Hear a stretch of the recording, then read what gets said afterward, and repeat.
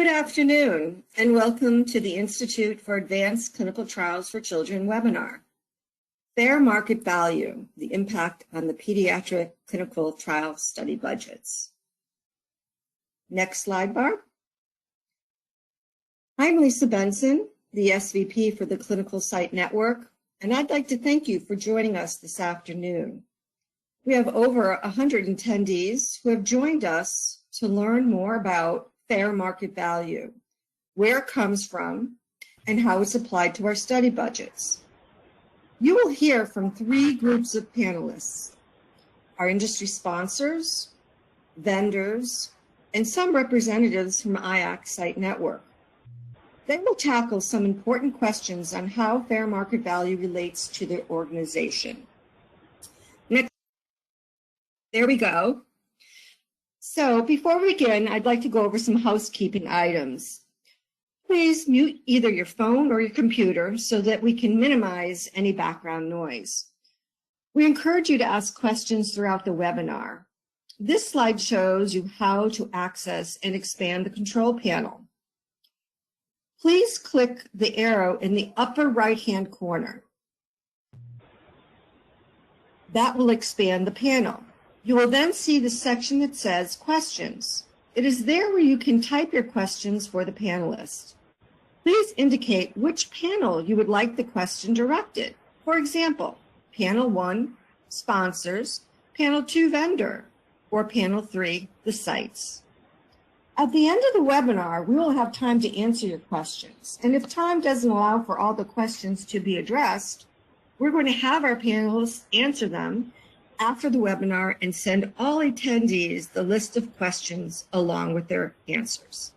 Next, so today's objectives: use the information conveyed by our vendors, sponsors, and sites to better understand the meaning of fair market value and how the data is gathered and its effects on budget development.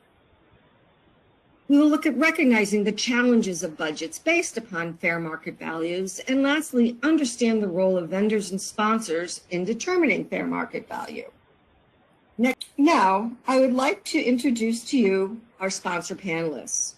We have Heather Kemp from Eli Lilly, Consultant, Trial Capabilities, and Business Operations, and Hazel Wolfart, Pediatric Clinical Program Management at Bayer Pharmaceuticals, and Carrie Elizabeth Engelmeyer, the Manager of Clinical Trial Capabilities, Business Operations, Clinical Design and Delivery, and Analytics at Eli Lilly. Next slide. We'd also like to welcome Nakia Pittman, the Associate Director of Global Pricing, Contract, and Compliance Services from J&J. And lastly, Javier Montalvo, the Development Unit Head for Trial Monitoring Organization of Novartis Pharmaceuticals.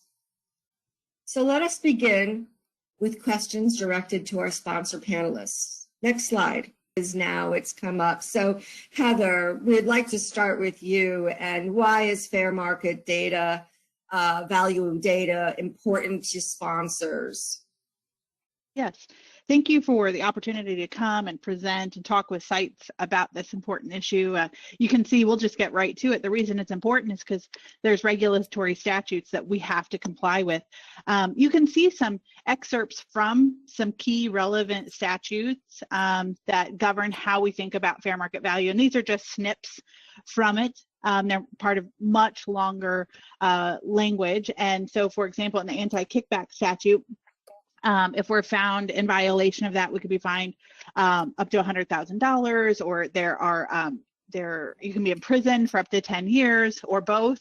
And if we look at the language of the anti-kickback statute, if we're knowingly and willfully offering to pay that anything that directly, and this is where it gets good language, directly or indirectly, overtly or covertly, in cash or in kind, to any person to induce such a person. So as we think about clinical trials, our concern as a sponsor is making sure it would never appear to a regulator that we were trying to give a healthcare professional extra money under the guise of a clinical trial in order to make them feel more favorable toward our company and prescribe our marketed products to their patients.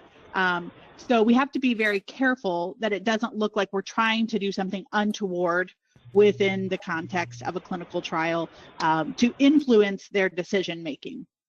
So let's go to the next slide as we think about that and get away from that kind of really legal language and just talk about a more plain language definition of fair market value. I mean, if you think about the term, okay, it went away for me, but I'll just keep talking about it's fair market value. So it's the value that both parties are going to agree is fair for services that are rendered in a given market, fair market value. So we think about who are the parties are sites and sponsors. And if we think about that initial definition that we saw in the Stark Law is that both parties need to be well informed.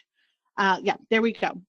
So the Stark Law requires that both parties who are negotiating are well informed. So sites and sponsors both need to be informed. So we're both working off the same scope of services. We're both working off the protocol, and we're both free from inducement. So we're not going to pay referral bonuses to sites, and in the same way, you're not going to provide any special treatment to a sponsor in terms of utilizing our products for your non-clinical trial subjects. We have to make sure that there doesn't appear to be anything in the contract that looks like either party has any kind of a kickback or referral bonus. And as we think about that, we are going to document that in our executed contract. And I think a lot of people think of the executed contract as a necessary evil in order to getting your site declared enrollment ready on the trial. But really, that signed contract, it's required by ICH GCP. If you look in E6, it's document 8.2.4. It says it's an essential document for the conduct of a trial to have the financial aspects of the trial documented between the investigator or institution and the sponsor for the trial. So you should treat this with the same level of scrutiny and quality that you would any other regulatory document. The last part of it, when we talk about fair market value, and we harken back to if you look at the full text of the language for both the Stark Law and the federal anti-kickback statute, is we need to think about what the market of clinical that is that we're working in, and for us that market is clinical trials. If we go to the next slide, while that's loading, the market is not commercial healthcare, it's not government healthcare, and so the question is, does your charge master, is it really fair market value for clinical trials? There are some resources out there. For example, I found some articles in Applied Clinical Trials online, and I can provide those links to IACT to share with member sites. It said, really, your hospital charge master is not an accurate representation of fair market value for clinical trials. It actually said Medicare, industry benchmark, which we're going to have some of our peers that represent that talk here soon. Medicare, industry benchmarks, and your charge master, they're not an accurate representation of fair market value for clinical trial budgets. Industry benchmarks are good, but they're an imperfect solution to a really complicated problem. You can see there. And part of that is a problem of our own making. If you think about the contract that you enter into with your sponsor and what level of detail there is, and then the vendors who work in that space to do benchmarking are trying to extrapolate data from that. Every sponsor working off of a different template, and how detailed or rolled up, or what we might think of as bundled their budget may be. So industry benchmarking is really valuable, but it is not a perfect solution. It is the best that we have at present. And then also your charge master. It's a very valuable tool. You're going to hear sites talk about that. You should be leveraging your charge master, but it's an imprecise solution to our complicated problem, that it is not a one-for-one between your hospital charge master and your clinical trials. Let me give you one example. The hospital charge master takes into account the overhead required to complete the activities, whereas in your investigator site budget, generally overhead is added on top of the procedure costs. And so it's different markets, technically, healthcare and clinical trials. So while the hospital charge master and the industry benchmarking are going to get us pretty close, neither of them are the perfect solution that is a perfect fit every time. So let's go to the next slide and just talk about then, when we think about what is fair market value, I want us to be clear from a sponsor perspective. Fair does not have to mean equal. Not that we're paying every site the exact same amount. And if you're a site listening to this and you ever have a sponsor say, other sites have accepted this, and you feel any kind of pressure, there's not a legal requirement to pay every site exactly the same. Rather, for it to be fair, we need to think in terms of it should be defensible. If we are paying sites slightly different amounts, we need to be able to defend why that was still a reasonable payment, while it was still fair within the context of the clinical trials market. So if we go to the next slide, it'll talk about how can you justify your costs if they are slightly different, and why you might need something different, how you can defend those. So the first thing I would say as a sponsor, and having come from a site, I can appreciate this, that help us help you. If you need a different cost from what your sponsor has offered, help us understand why your costs are different. And so one tip that I like to give sites is to think about like a really easy thing for sponsors to say yes to are things that the government has already said they recognize that payment can vary. So for example, your location, if you're in a high cost of living area, Medicare has already set up in the fee-for-service payment schedule that prices will vary based on location. Your facility type, again, Medicare recognizes differences, so think about your facility type. Your overhead, federal grants already recognize that overhead rates are different, so that's really helpful. And then also quality. With Medicare moving into value-based purchasing not so many years ago, there is legitimate rationale to say that quality can impact your cost. So you may need to charge more if you're a quality site. Now, granted though, Medicare has set up very clear benchmarks for what quality looks like in the value-based purchasing. That doesn't exist today, at least in terms of there being an industry standard for what does quality look like.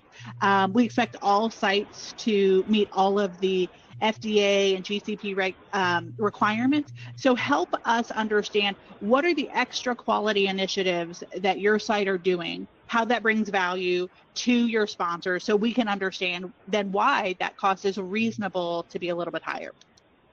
The other thing is just avail yourself of industry resources. So for example, this type of webinar, and again, I've got some links that I found when I was searching just a couple of weeks ago to say, for example, if I were a site trying to figure out why my costs might be different.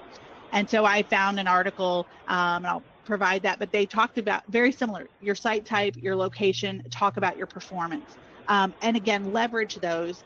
The more that you try to align yourself, not price-wise with your peers, because again, fair does not have to be equal, but you align yourself in how you are valuing your services.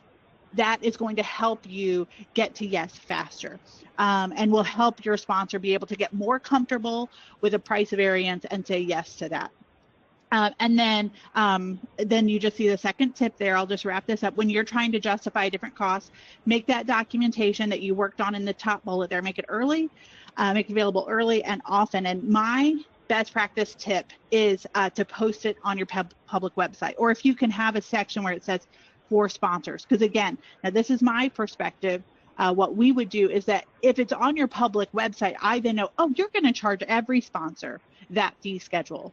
You're not trying to get extra money out of me. That makes it very clear also for an auditor, if we were to pay based on that fee schedule or your overhead rate, if that's publicly available, that's clear that every sponsor is paying that. There's not then any kind of inappropriate contracting relationship between Lilly and your site compared to Bayer and your site. They can know that that is true for your site for every sponsor, and we're not doing anything untoward within the context of our trial. So that's the end of mine. I just hope that you understand that fair market value, there are regulations around it. We have to stick with it. That doesn't mean that they have to be exactly equal, all the sites, but we do want to make sure that we're being reasonably consistent from site to site in terms of how we're evaluating, and that we are, excuse me, that we're being, like I said, being consistent across all of the sites. And that we are thinking about our budget in the context of clinical trials, which might mean that it's somewhere in between your industry benchmarking tools that sponsors use and your site's charge master. FAIR is somewhere in between those two sources. Thank you. Great. Thank you so much, Heather. Next slide. Now, the next question is for Hazel. How is fair market value data used in study budget development? The study budget is usually used, first of all, on the fair market value. We look at which countries we're going to. Those countries, we have usually a system such as Grant Manager. We have caps, a top cap and a low cap for the amount that we can provide for certain tasks that the site would be doing. For example, screening. We might have one country that would do a screening for 200, and we would have another country that would do it for 1,500. And that would be the medium value, but we're not stuck to that one cost. We usually have a lower and upper rate for each country per task. But that doesn't mean that we have to stop there. We would do the study budget development using our visit schedules, using the examinations that are going to be done, also the personnel concept that we would have to consider if we need to add any support for the site. All of these would go into the study development, and once we have that budget prepared, it would go to the investigator for them to review, comment, and then it comes into negotiations. Thank you, Hazel. So, Hav, the next question is going to go to you. What is the journey that a sponsor takes in developing a study budget once fair market value has been assessed? Thank you, Lisa. And actually, we can go to the next slide. So I just want to build upon what Hazel kind of mentioned, and Heather as well. So one of the pieces that I just want to highlight to the individuals here is to really get a little bit of an insight how sponsors kind of put together a budget as Hazel said, you get at the end, right? So the first thing you have to bear in mind as a site or an individual that's trying to work with a sponsor is the budget development tends to really start very early. Sometimes it's 8 to 10 months, right? To even getting to that first patient first visit. And it involves a multitude of assessments, right? So we heard about the fair market value, we heard about the antitrust, we heard about using that to develop a budget. So what happens is when you look at the sponsor level, you have to think about it that within the sponsor, there are individual projects, even trials that are managed by each individual line function, within that matrix. So therefore, when you look at this, right, you have to think of it as 8 to 10 months prior to first patient first visit, somebody somewhere is putting a budget together for either a project or a trial. And that kind of carries it through the life cycle, maybe of that project or program and trial, in understanding that, there is a budget linked to this so the business can sort of plan for it. So one of the myths out there is that people have the perception that, if you go to a sponsor, they have one specific budget and that, you can tap into that budget. So there really isn't one sponsor budget when it comes to projects and programs. That's why I want to highlight to you when you're thinking of your strategy, right? You have to keep it in the context of the trial that you as a site may be getting, and maybe you're a large institution where you do multiple indications and maybe you're comparing trial A to trial B, but understand that each of these trials may have their own budget that may have been established months ago. So there are parameters around, as Hazel said, when putting a budget together that ultimately gets to the site. The other piece that the team needs to be aware of, or individuals need to be aware when you're looking at this, is that in most sponsors, you're going to have a global budget and a local budget structure. What that means is that, as I mentioned before, the budget development may cover a program that is on a global scale. It may not just be in the US, it may be across multiple countries. So there's a budget that takes that into account. And that budget also includes elements of vendors that you may engage at the site level. But once that budget is put together on the global level, then that budget is actually transitioned down into a local budget assessment. So those local budgets and contracts are managed by that local regional team, which is, if you're a site, that is your sort of point of contact when you ultimately get that budget and that contract for you to assess and for you to be able to go back and kind of negotiate where you want to end up ultimately with your budget costs. However, bear in mind, because you have that global local structure, there are parameters that are established at the local level, which help the individuals work with the sites to put into a budget perspective.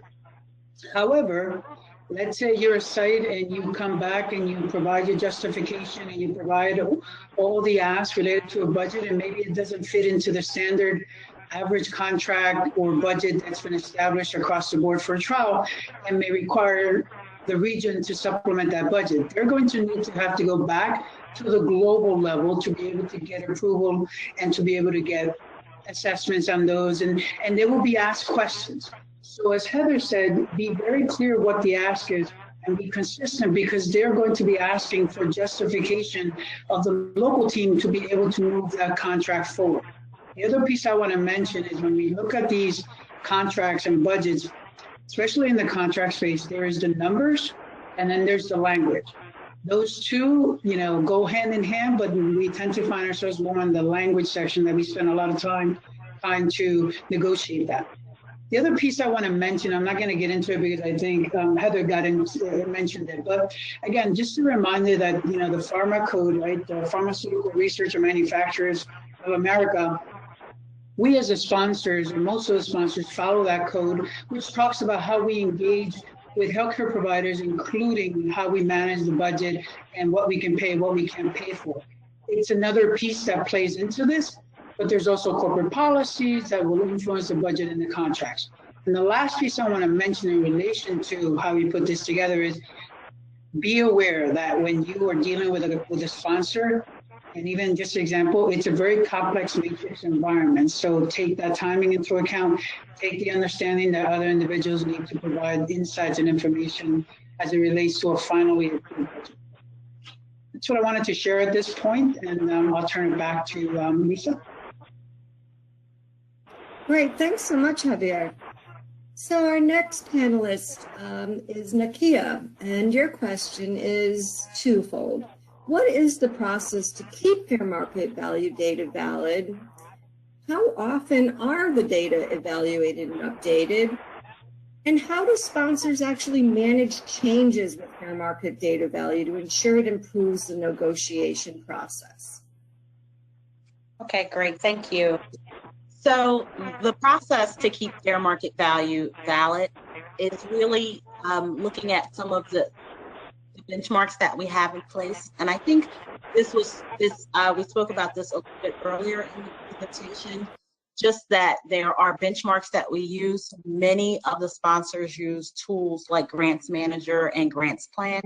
And one of the commitment about keeping fair market value valid is, although you're using these tools to establish your benchmarks, to establish the negotiation ranges, there's a commitment to actually provide your negotiated contracts back to these particular sponsors who manage these tools.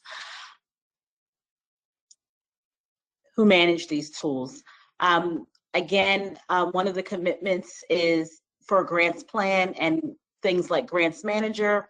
They do update their tools on a quarterly basis. And what happens is if you have a completely negotiated contract with a site, we actually redact some of the personal protocol information from those budgets, but we actually upload them back into those systems. And that allows the benchmarks to be updated with the most recent negotiated contracts.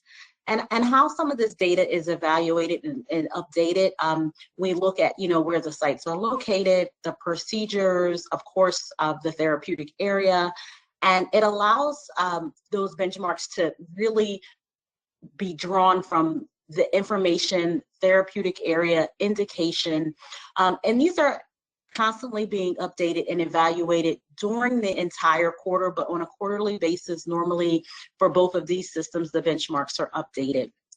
And how do we manage the sponsor changes with fair market value data? it can be cumbersome. And I know for some of the sites, sometimes you may receive fair market value for one study, and then you receive an updated contract, and sometimes the numbers are different. Normally, it's not so challenging when there's an increase, because I think that's to be expected as we move forward, as time goes on, inflation. But there are times where the fair market value has actually decreased, and I think that that's extremely difficult for sites. And I think, again, that comes from these negotiated contracts being redacted and uploaded into these tools where we're receiving the benchmarks. And one of the things that we've said and that we look at is that for trials that have recently been negotiated, that your prior negotiation is a part of that fair market value assessment. And I think that those things need to be leveraged. There are tools, a lot of organizations, the negotiators use trackers for some of their sites, especially sites that they use most often, where they can go back and say, this is where we landed, a few months ago, so that you don't see these really, really large changes. And one of the things that I would say to the sites is, when you receive your budgets and you're negotiating these budgets, make sure that you're really looking at things like your staff time, making sure that there are anything that you think needs to be included. If there are things that include, blood draw, extra staff time, if someone has, anesthesia and needs a nurse to stay in that room with them, that all of those things are really being included in the procedures. Because one of the things that we must consider as well, and I will, I think we all have referred back to Heather, but one of the things that she said in the beginning was that these benchmarks are not always not always the perfect solution. And I think that that's very true, because we are not always putting these budgets together the same way. So they're not always apples to apples. So I think one of the things that, sites can definitely do that would assist in these benchmarks, being a little bit more aligned, is just making sure that if there's anything that should be included during those negotiations, that we really parse them out and make sure that they're aligned. So when you get the updated fair market value, that all of these changes, any nuances, are included in the process. And that definitely does improve the negotiation process. So I think there's two things. I think it's really making sure that these budgets are very comprehensive. And so when they're uploaded back in the system and we receive refreshed benchmarks, anything that should be included is included. But also, in addition to that, really keeping records of where the negotiations landed, so we can leverage off some of those decisions that were made in the past and make that they're included in future negotiations. And I think that makes the process a little bit more streamlined for the negotiators and a lot less challenging. Wonderful. Thanks so much, Nakia. This is great stuff. Next slide, please. So, Carrie, how can sites use information on fair market value to improve their negotiations with sponsors and CROs? Thank you. Next slide, please. Before I go into providing what can help improve negotiations, I think it's important to understand why a sponsor might use a CRO. It could be for a multitude of reasons: capacity constraints within their own internal site startup, a new indication area for the sponsor, and the CRO can provide that expertise in the space. Also, trial size. Depending on the size of the CRO, the sponsor, they may be looking to engage in a large number of sites for their trial and need to lean on a CRO to help do so. In all cases, the sponsors and the CROs are partners in conducting the trial, and at the end are there to get the medicines to the patient. Listed on this slide, you will see tips that can aid in negotiations. I'll set the stage that fair market value is the basis for all clinical trial budgets, as Heather previously mentioned, and provided the definition of fair market value. In order to help in negotiations, and this can go for sponsor-managed or CRO-managed trials, post your standard fees on your website. Sites, this will help go a long way. There are several times where items are outside of fair market value and justification is needed. This will put you ahead of the game. Next, work smarter, not harder. If you have recently negotiated budgets with a sponsor, use that as a starting point. It is important to note, though, that different therapeutic areas can have different budgets, as all things are not equal. Read all the information that's provided to you. Know who is supporting your trial, both from a CRO and a sponsor. Next slide, please.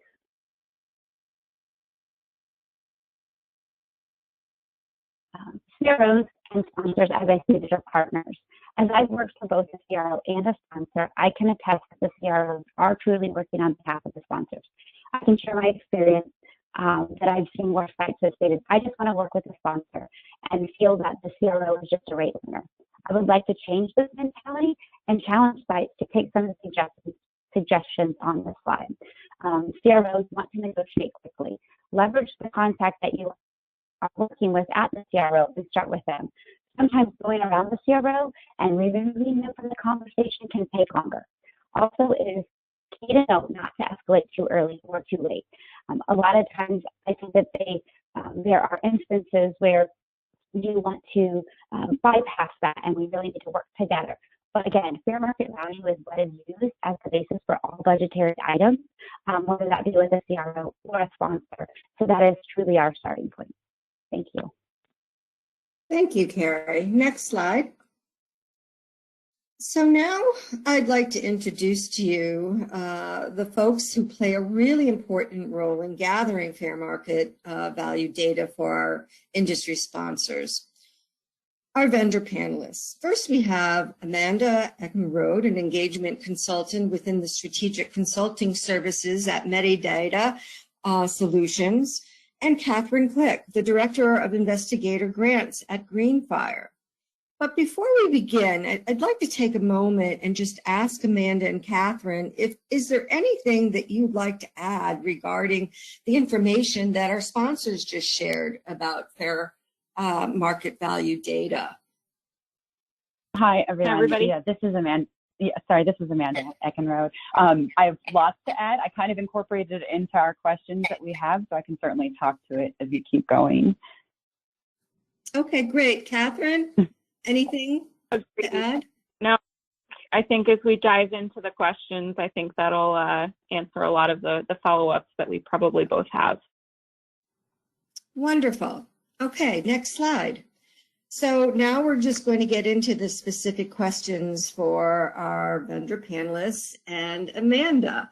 There's a group of questions here. I'll read the first, and then you can start your answers and just continue through the rest of the questions. So how do you determine from one site to another what fair market value costs are? Sure. So I think all of the panelists so far have really explained this pretty well and gave the great definition of FMV. The thing that I can come from our perspective from Medidata is we really do focus on the negotiated data from the finalized clinical trial budgets from our sponsors and CRO clients. I think across the industry as a whole, the methodology does vary a bit, but the general school of thought is negotiated data holds value in order to really present the largest breadth of possibilities for FMV. We certainly see regional price lists and site-specific pricing, but as a whole, we really feel that providing all the options and keeping negotiated data separate from these lists provides the best value. Heather mentioned this and several other panelists did as well, but the thing to always keep in mind is that FMV is not one specific number. The comparison I most often hear, and I'm sure a lot of you have heard, is really to compare it to real estate. The price that you pay in January 2021 could drastically be different than what was paid in 2020. There's a lot of fluctuations for lots of different reasons. The comps may be very different from one house to the next, even based on what it's worth. So I always recommend for my sponsors and sites that the more you know and the best defensible data that you have, the better what you ask for and what is paid is going to look like. Sponsors keeping historical analysis of how you've negotiated with the specific sites, as well as sites keeping track of how you've negotiated with sponsors, is ultimately going to contribute to the best defense of FMV on both sides. We're going to give you a range of numbers within any of the products that are on the market, but it still takes some level of determination of what really makes sense for your trial and what you're paying. I also want to add, I totally agree with the comment that Nakia made about the quarterly data releases. And this can be really beneficial because, of course, new data is going to be the best data, but those fluctuations from quarter to quarter can prove to be challenging as well. So really maintaining that historical analysis of what's being paid on fair market value from one site to the next is going to be really helpful for leveraging your negotiations. Yeah, and just to Amanda's point, I think the very nature of fair market value is anonymized aggregate data. So fair market value may vary from region to region, but the sponsor and or CRO is really trying to ensure a fair and justifiable initial offer to sites. It will vary what you receive from sponsor to sponsor because each sponsor has different SOPs dictating their parameter setting, what they're comfortable with initial offer to sites, but they're trying to ensure a defensible position, to Heather's point earlier. So fair market value is as good as the data that's supporting it, but it's also an aggregate. So it might not necessarily be indicative of one specific institution's data over another's, but instead the aggregate of all data from a given quarter. Yeah, I think that leads really nicely into the next question here too about our fair market values determined geographically. As we've all mentioned, we do, at least for us at Medidata, our sponsors and CROs are submitting back to us to finalize negotiations and contracts. Our team then goes through this data and reviews it methodically by geography, therapeutic areas, and down to the granular site specifics. We don't necessarily present all of that data. Everything is anonymized. There's minimum data requirements that I assume all of the vendors on the market are operating in the same way. So you can't identify specific studies or sponsors from the data set, but it does give you a look at how the sites are broken out geographically and also how they're operating from different size levels down to the specific sites as well. Javier mentioned this earlier, that I generally see CROs and sponsors developing standard site budgets at the country level and then using regional experts to get granular based on location, institution size, and then just the history of working with some of these sites and the intelligence that comes through the negotiations that have previously happened. So we will provide fair market values for the industry as a whole and also for site specific. But I do think that where things can work the best is when our sponsors and our sites are as transparent and collaborative as possible. When you take these complexities and you operationalize them, it helps to have that conversation and be upfront about having the transparent data to aid in this work. I know sponsors, I've seen this through the years, that a lot of times we've wanted to move to having the negotiations just be visit-based and not necessarily have procedural level data, but really, in theory, you would think that would expedite the whole process, but it really does kind of slow things down, and it just leads to a lot of back and forth and delays the negotiations. So we generally recommend providing a robust budget as possible and a standard process with all of the necessary documentation to back it is going to help your negotiations overall, and then is overall going to contribute better to these databases to provide FMV for geographic regions and site-specific data. I would agree, and I'm curious from a site perspective if, and this is something maybe we can do later on in the Q&A, but if you find that procedural level negotiation is more expeditious in arriving at an agreed rate versus visit level, visit schedule budgets. But to Amanda's point, I think that the data that we're providing is, all sponsors may start on a similar level, sponsors and CROs, but they each have unique SOPs dictating how they then apply recent historical negotiations with a given institution or internal practices or whatever the case may be to provide you that initial offer. So they may start from a similar point, but the offer or the initial baseline offer you receive from various sponsors and CROs may vary due to internal practices. Great, thanks, Catherine. So then the next question, is there a difference between pediatric and adult clinical trials? And this is really interesting. So through the years, we've done several projects evaluating potential differences in data and pricing for pediatric studies. And what we've consistently found is there doesn't tend to be a consequential difference in the actual budgeting as it connects to the science, but rather it comes down to there just being significantly more time and effort that comes to working on pediatric trials. Within our particular tool, Grants Manager, we do specifically differentiate between pediatric procedures. But when there's a standard procedure counterpart for the adult population, we found that the pricing is very similar. The difference really does come down to the time and effort involved in working with families and children. As you all know from working in this area every day, I kind of look at it as to imagine my child diagnosed with something life-changing and the only true option is a clinical trial. There's going to be lots of questions. A lot of time is going to be spent having to repeat things over and over in order to make a decision for someone else's care. So if we were just making a decision for ourselves or another adult, it sometimes is a little bit simpler, but we really see this replicated then in the budgets coming back to us with just increased salary time.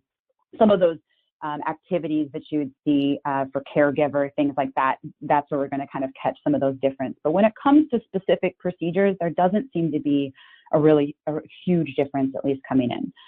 We do also, within our products, have a site burden score and patient burden index. And this allows sponsors to sort of look at an overall study complexity score that would work to sort of look at some of those burdens that could be coming from having the difference between a pediatric and adult clinical trial. And so having that quantitative measure of the burden on the patient, as well as the additional burden that could be put on the site, becomes something that's trackable then by looking at that index score as they build the budget. But that's sort of my experience with it. I don't know, Catherine, if you have anything to add to this one. Yeah, so I think all good points, Amanda. In my past life on the sponsor and the CRO side, the administrative effort involved in running a pediatric clinical trial on site is often at least, double what would be expected from a regular interventional adult trial. And with that, I would recommend, from a site perspective, looking at how much time, energy, and effort the administrative staff time involved, because to Amanda's point, a lot of the procedures are very similar. A physical exam is a physical exam to a certain degree. You're checking the same key points, weight, vitals, etc. But when it comes to the administrative effort, I would recommend, from a site perspective, drilling down into the hours associated by the different staff members involved at a given,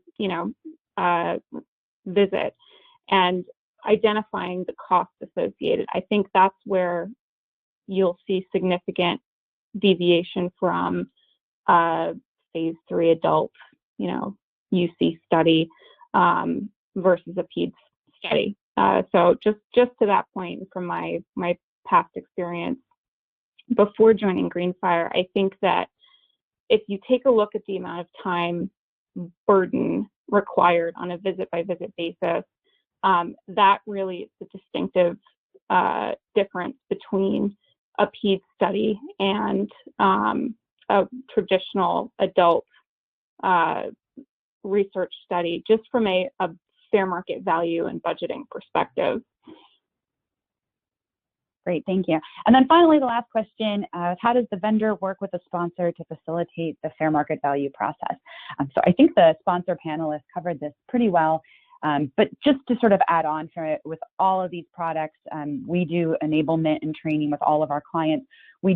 Our clients are directly sponsors and CROs that we're working with. And then with our contracting tool, we're also working with the sites directly, but it is the sponsors and the CROs that are really using these databases. So we train everyone, enable everyone on the products.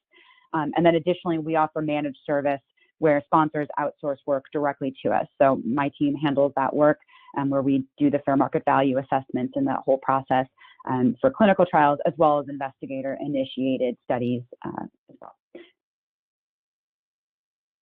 Yeah, and just further to that point, I think it's also consulting with the customer, in this case, sponsors and CROs, to track on trends. So I don't know that anybody could have expected the pandemic in the way that it's impacted clinical research. And so it's understanding that while we have defined processes in place for data collection to continue to support the FMV data set, from a vendor perspective, it's also about understanding and having the agility to address key disruptions in the industry, including the global pandemic. I think remote monitoring is a big push as a result of the pandemic in a way that I haven't seen before. And so part of working with the customer, in this case, the sponsor and the CRO, is really to ensure that we're providing as up to the minute data as we can, indicative of industry trends. I completely agree. You took the words right out of my mouth with the remote monitoring. Those are the types of things where, there might have been some negotiated data that supports these areas, but obviously, COVID is an indication, the procedures, the remote monitoring that increased, those were all things that we saw and, sort of immediately addressed as an industry in order to have that data available within the systems. So. Well, thank you, Amanda and Catherine. Sure, no problem. Next slide, Thane. And now it's with my pleasure to introduce the moderator for our site panelists, Thane Moore. He's manager of the site network and education at IAC for Children. So, Thane. Hi, Lisa. Thank you so much. And thank you so much to our sponsor and vendor panelists for participating today. Hello, everyone, and thank you so much for attending. I would like now to welcome our three site panelists who will be discussing FMV from a site's perspective.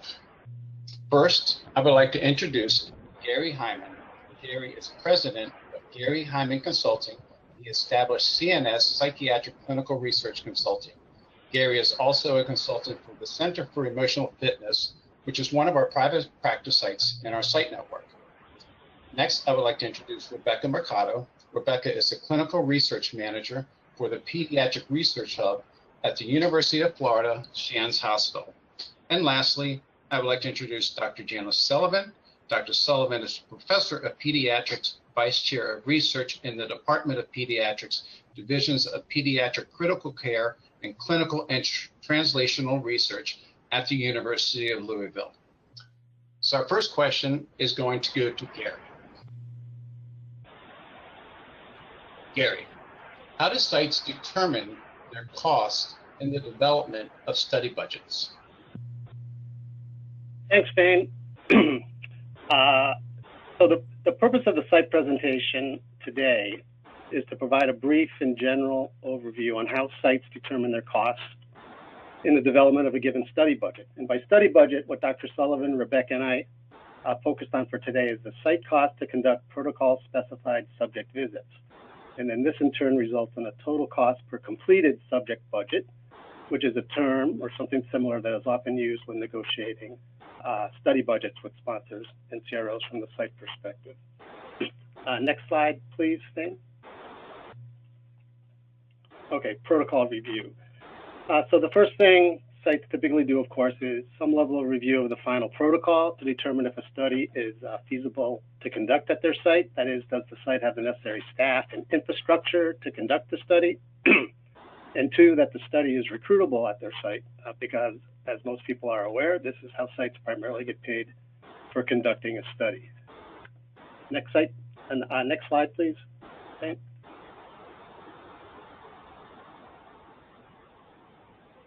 So a cost, so if a site decides that the study is conductable and recruitable, they will then build a cost per subject visit budget by determining unit costs for each procedure that is cited in the protocol schedule of assessments table. That should be no surprise to most people at the sponsor and CRO level. Next slide, please. The unit cost, okay, sorry, I think you're ahead of me by one thing, sorry. So unit costs. So unit costs are determined by taking into account a combination of the following factors, some of which you heard earlier from the sponsor's perspective. The specific site staff that will or must administer a given procedure, an estimation of the time it takes to administer each procedure, and the cost of any site equipment that needs to be used for a procedure that's not provided by the sponsor. And sometimes this process is referred to as activity-based costing, and will likely result, and maybe we can talk about this a bit more later on, because I think it's maybe one of the issues that could help address some of the disconnects between sites and sponsors in coming up with a fair market value budget is an estimation from both perspectives on how long a given study visit is likely to take based on the procedures and the protocol. Next slide, please.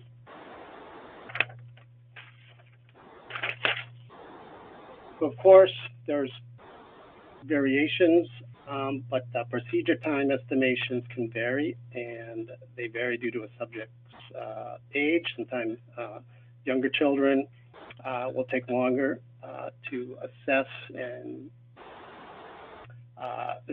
assess and administer study procedures compared to older populations. Also, and I forgot to put this bullet in here, but the target subject population to be enrolled. For example, I've worked a lot in autism, and oftentimes developmental disorder diagnosis and other study in psychiatric diagnosis can take longer than it does for other subject populations in many instances. And also whether or not and to what extent the parent or caregiver's input or participation is required for a given procedure or clinical assessment. And that last bullet is incorrect. It should read, and also, and I haven't heard this brought up yet, but if the sponsor is mandating that specific technology systems must be used by the site in the administration of any or all of the procedures, oftentimes new technology systems can actually result in creating more significant, more work for sites, and in particular, more time spent administering procedures. An example of this is when the clinicians have to use a specific, software or tablet for doing a psychological or psychiatric assessment, instead of just how they would usually do it in the clinic, which is, their own notes. There's glitches, and oftentimes they can't proceed to the next question if the software is not working properly. So what's initially intended, I know from the sponsor or vendor perspective, that this should provide greater efficiency. It often does not from the site perspective. Okay, next slide, please. And then, and importantly, additional per visit unit costs also include, and these are pretty standard, a study coordinator fee, investigator or physician oversight fee, a subject stipend fee, and overhead or indirect costs. And a study coordinator, I think most people are familiar with this, but study coordinator and investigator physician fees are included in an attempt to capture a lot of the additional site staff time involved with study visits, both in preparation and the work that has to go on afterwards.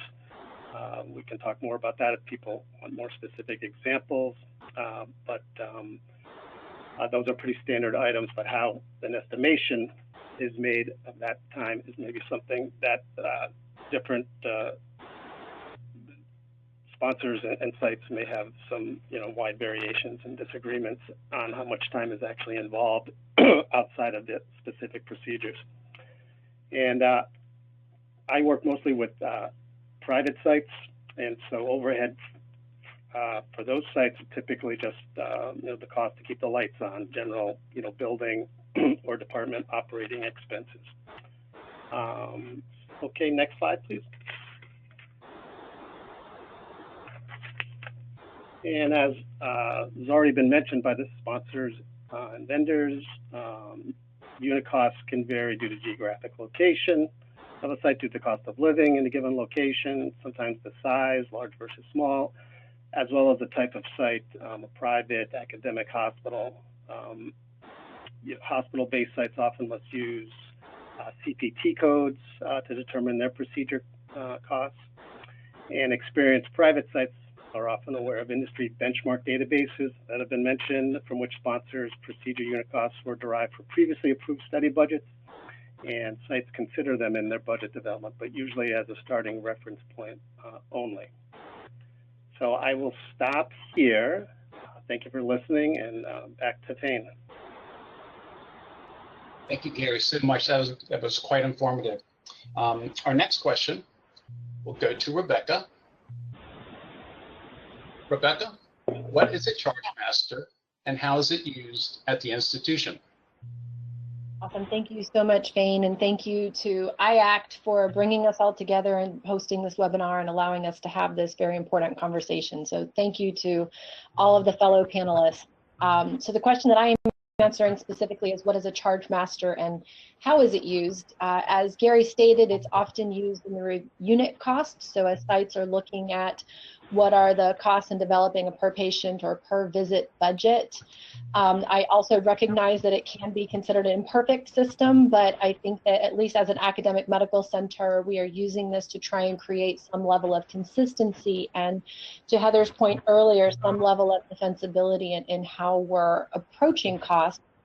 By definition, a charge master, also known as a charge description master or CDM, is a comprehensive list of items billable to a patient or health insurance provider.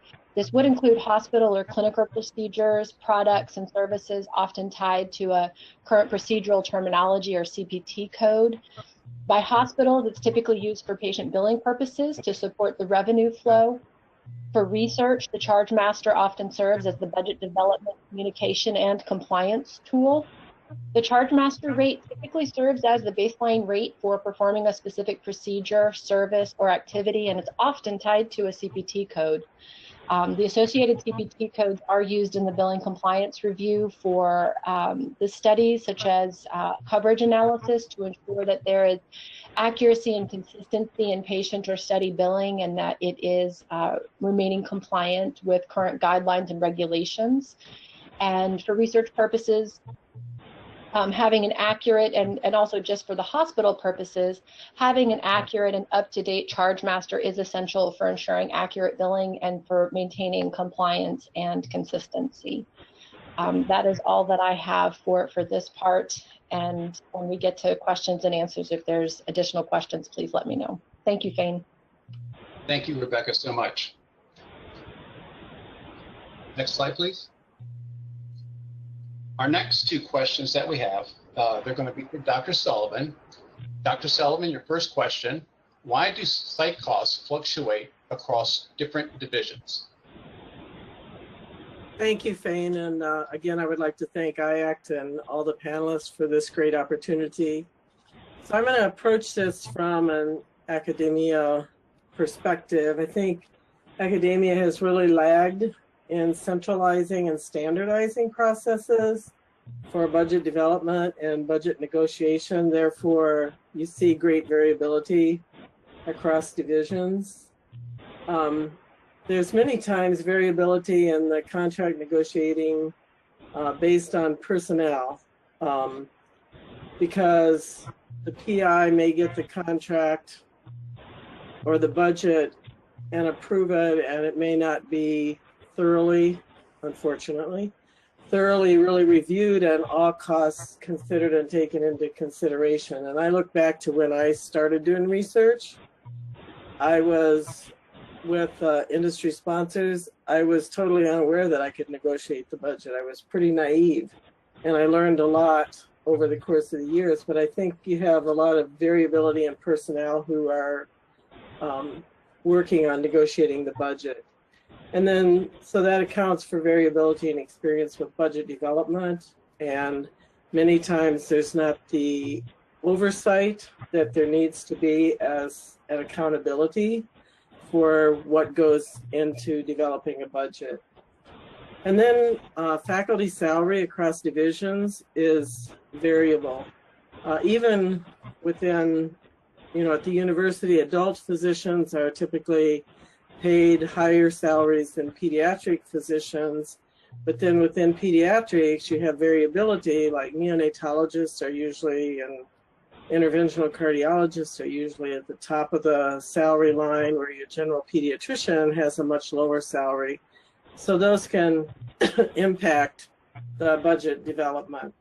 And then there's also variability in the facilities you collaborate with. So for example, for us, we are located within a children's hospital. And so that's who we work with, although we're faculty at the university. But on the adult side, they work with a different institution in town. So there's variability in institutional fees. And then there's also lack of consistency of personnel salaries across divisions. For example, a nurse in pediatric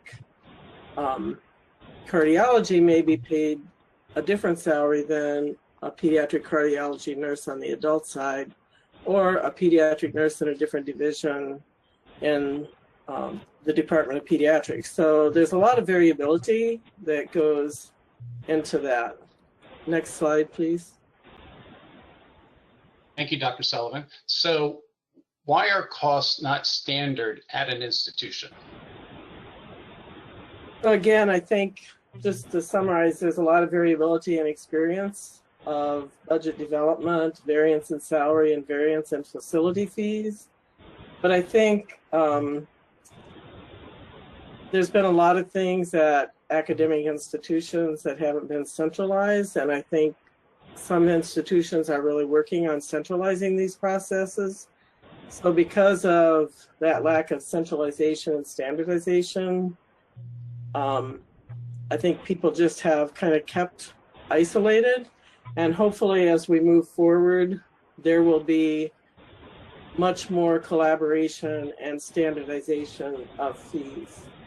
And then as I stated earlier, there's a lot of variability if you collaborate with other facilities and their fees.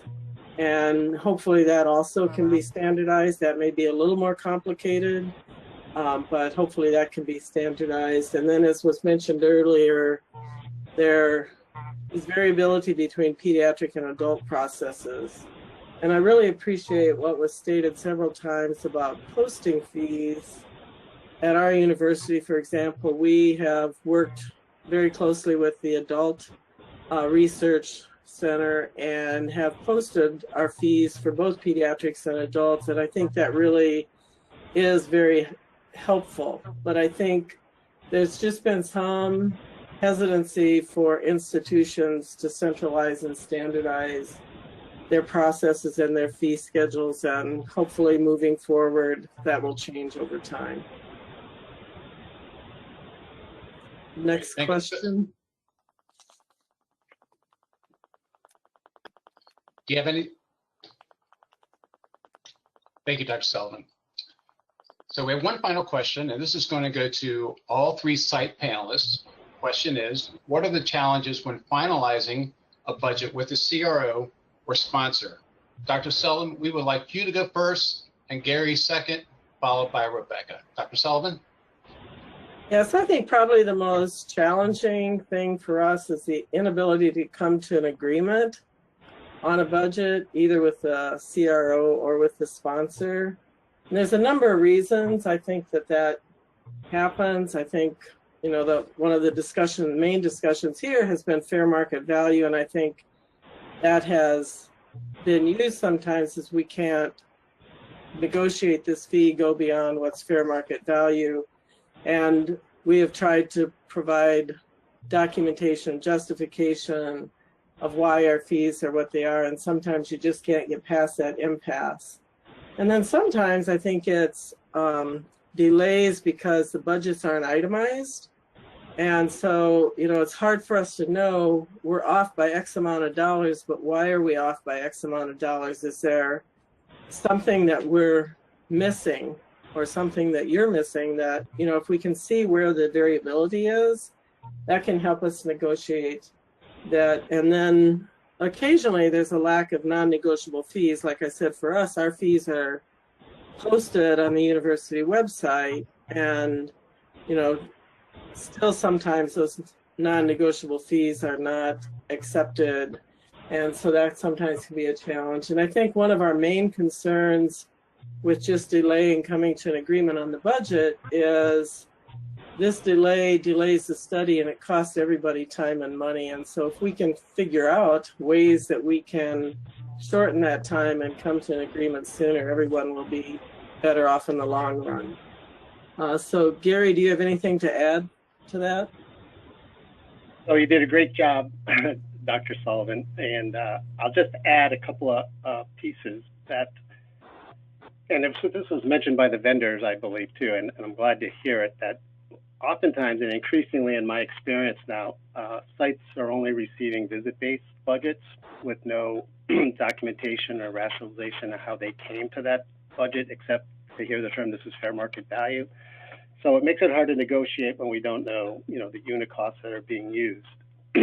And I have heard recently, I shared this with the site group, that it was just a timely and sort of captured this example that when I said to sponsor or CRO negotiating on behalf of sponsor that, well, if you're not going to provide it, I have to provide it to you how I got to, whatever my proposed revisions may be if we differ.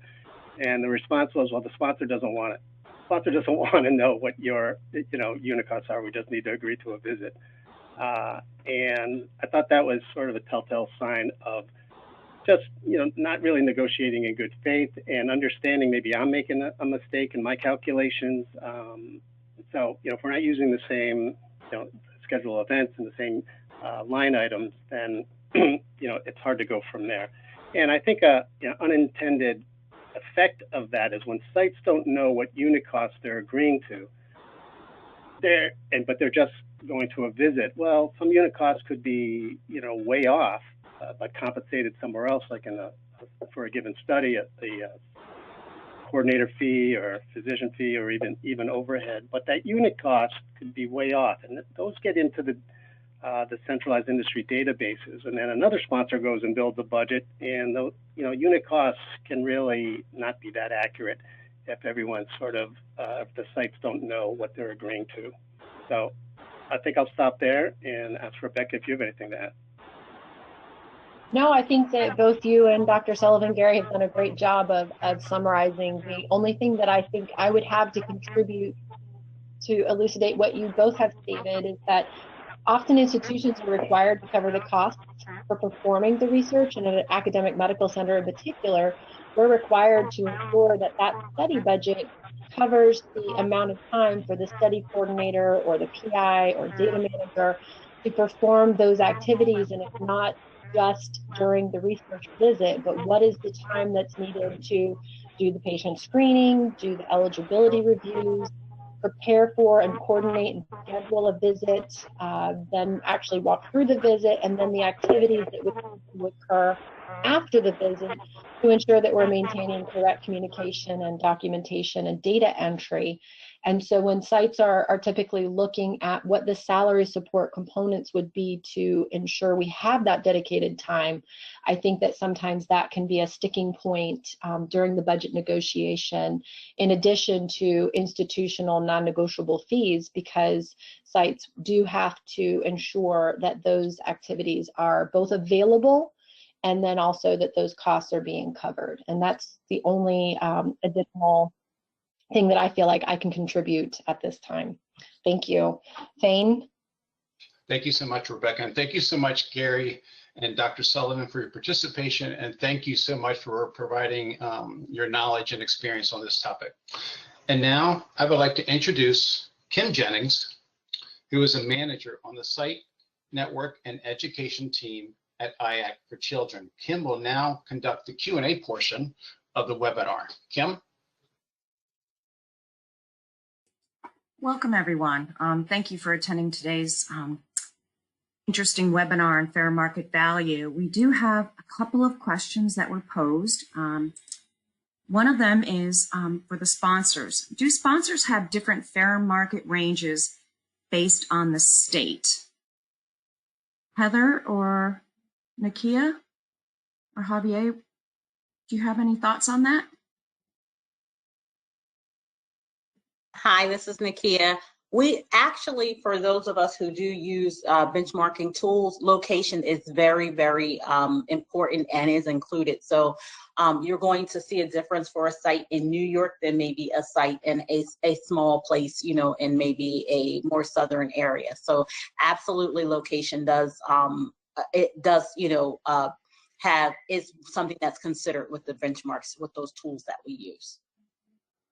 Yeah, we see it, this is Heather, we see it actually by city or metropolitan area rather than necessarily for the entire state, but we do take that into account, yeah.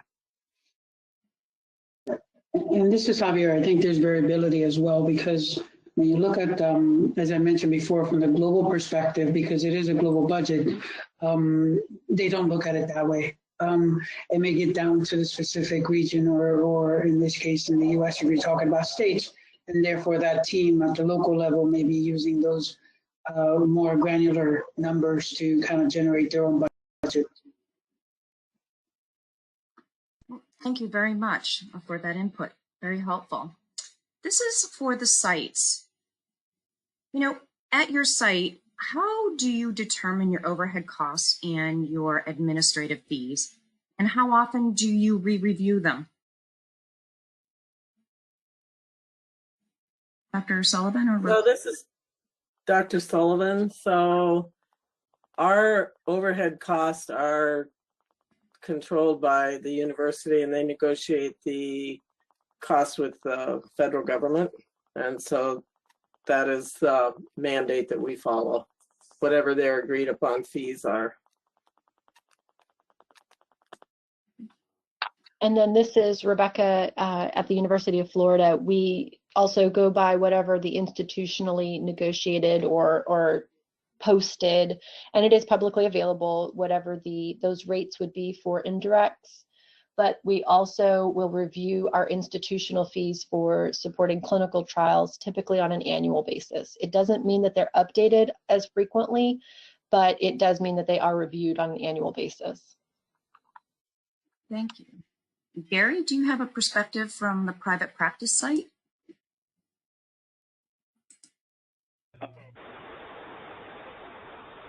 I mentioned that overhead costs are for private sites are their estimation, and some sites know down to the penny what it costs to keep their doors open and the lights on, and all their these indirect costs, sort of per hour. And so again, it's just a compilation of all the indirect costs and whittled down to an hour or a day, an 8-hour day.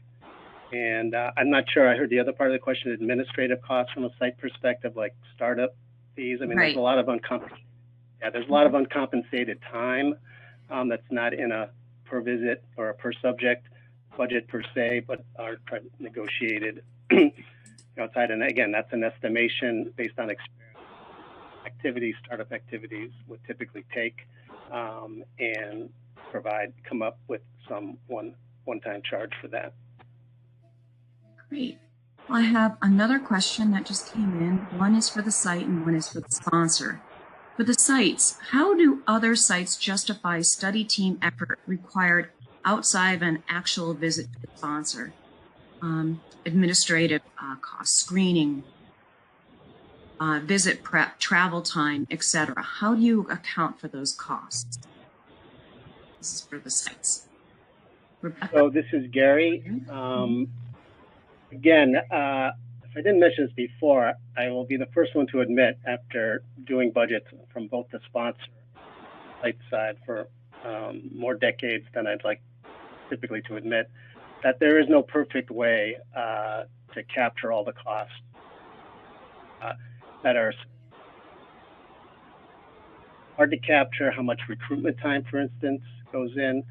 Pre-screening, it's a term that's used a lot before actual screening visit and informed consent is signed. So again, sites try to estimate based on experience and an assessment of how challenging recruitment may or may not be for a given study to come up with those fees. And those are typically tried to spread out in coordinator fees and physician or investigator oversight as well as potentially in overhead too. But it's not a perfect system because sort of the template for at least visit or unit based budgets doesn't typically capture, and please correct me if I'm wrong, anyone from the sponsors, but procedure unit costs is typically doesn't involve work outside the administration of that particular assessment. So there's a lot of extra time that sites spend conducting a protocol that's not specifically captured in many of these unit costs by procedure. Anybody else on the site? Yeah, Rebecca. This is Dr. Sullivan. Oh, go ahead, Rebecca.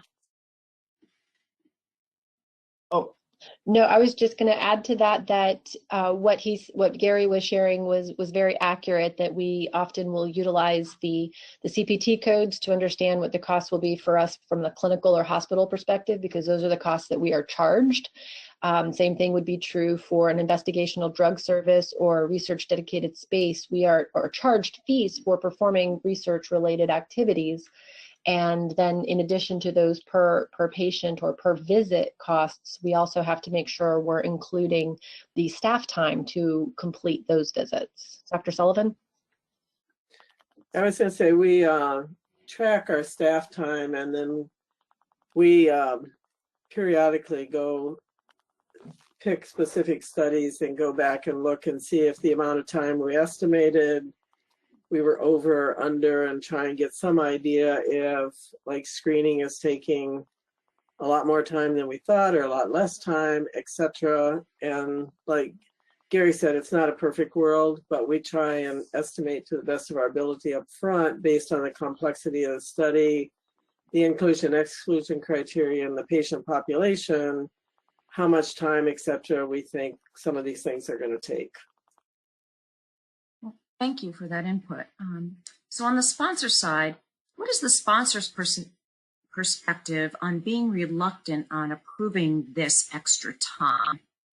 Harry or Heather or Hazel, do you have some perspective? I'm not sure I understand the question about what extra time. So I think she's speaking to the extra time of the screening visits, the visit prep, the travel time to and from maybe they're off campus and they have to travel to a satellite or to the hospital. Those type of extra costs. Does that help? Yeah, I would say, I don't know. I think it's a little hard to speak on behalf of all the sponsors, but I think if you can help us understand why your costs are higher. So if you could say, for example, our cost is going to look higher at screening because we have to travel to these multiple satellite sites. But what that's going to do is indicate that we have, 6 referral locations that are all pouring into the study that's going to help our overall enrollment. Then we can help evaluate that. But we just really need to understand why the costs are necessary, and make sure also from our sponsor obligations that all of those satellite locations have been evaluated and are, from a regulatory perspective, listed on the 1572. So I wouldn't say that we won't pay those. We just need to understand why the travel is needed, as that example, and how that's going to be used to help facilitate the trial. I can only echo what Heather said. If we understand what the costs are, and it's not in, say, the budget that we're allowed, we usually try to look at possibilities of increasing or putting another task in there. I know Gary mentioned something about pre-screening, and we have done a lot of budget changes to add pre-screening cost in there for the sites, just to help support them with the extras that they're coming up with, especially in pediatric trials. Thank you for that perspective. We have one more quick question, and if we don't completely answer the question due to time, I will email the rest of the answer to you. We have one quick question for the sites. How do you track staff time? Rebecca? That is a great question. So we do not track staff time on a daily basis consistently for all studies, but we do pick a handful of studies over periods of time to ensure that we are creating strong estimates for what the time would cost, what it costs us in time to perform different activities. And Dr. Sullivan, I think, stated something similar, where over different studies, we will periodically review how long it might take for screening, scheduling, data entry, any of those activities. And that is how we continually are evaluating the amount of time it takes and the level of complexity of the study and the other considerations that we need to make.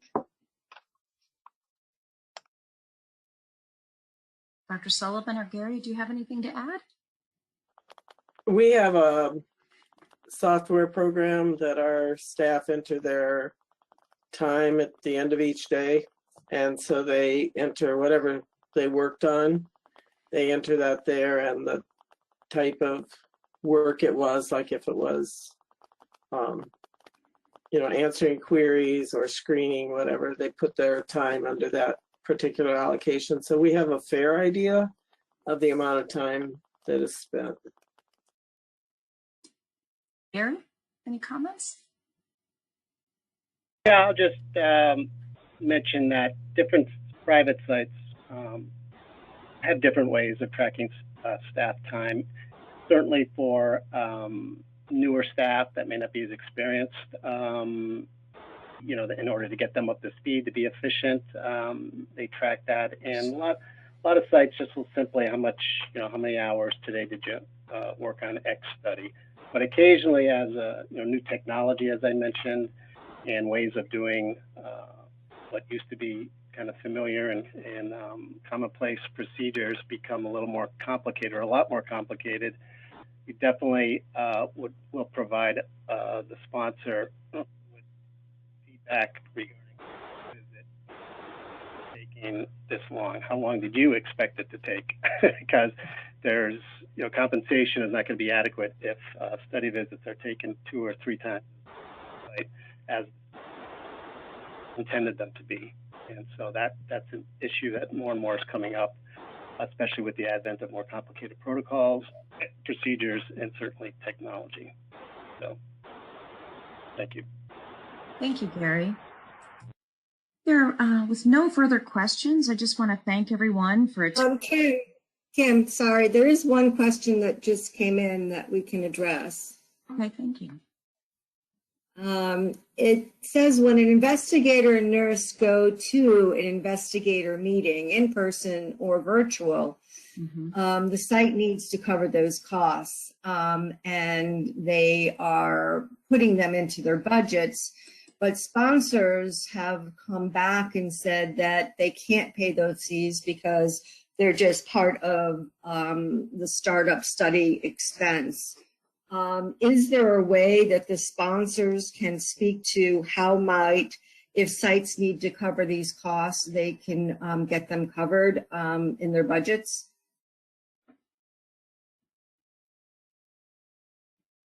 So Lisa, this is Javier, and I'll try from my perspective. So this has been a very good question, and has been going on for a long time about investigator meeting, right? But I think one of the things that we have to acknowledge is the fact that in order for you to participate in a study, this is part of that space, right? Getting the training, getting the education, moving that forward. And sponsors do reimburse for expenses associated with the travel activity. So for example, if you have to take a taxi, or if you, for whatever reason, had to get a meal before you got to the meeting, or any other expenses associated with the meeting itself, you would get reimbursed. You would have to submit the supporting documentation related to that. But, if someone is referring to, oh, well, I'm out of the office and not, incur fees and incur that I won't have patients, et cetera, to come to me, I think that's where it becomes a gray area. Because again, when you sign the contract and you sign all these expectations from a trial perspective, there are certain expectations that need to be met in order for you to run that program. I don't know if the other colleagues from the other sponsor space have anything else they want to add, but that's sort of some of the points that have been brought up. This is Hazel, and basically it's exactly as Javier said.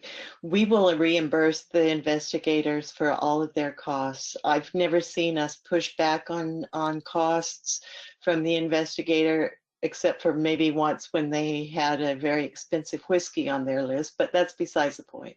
But otherwise, we always compensated the investigator for the investigator meeting. As far as paying extra, I don't know that being in the budget either. Yeah, this is Heather. We have, you know, there are legal implications to pay someone to get trained to do something that you're going to pay them to do the work for. And there's just a lot of, you know, like we're talking about, a lot of rules around what commercial manufacturers of drugs and devices can pay healthcare providers for. And this is just one of those that is a carve out. I can appreciate that it is an actual expense that you're taking time to do that. And so I think that's why you see sponsors moving toward virtual investigator meetings to try to minimize the amount of time that you're away. But it is a cost that we can't pay you to be trained to do the study that you're going to get paid to do. And so that has to be a thing to figure out, again, that it's an actual cost, how you would cover that.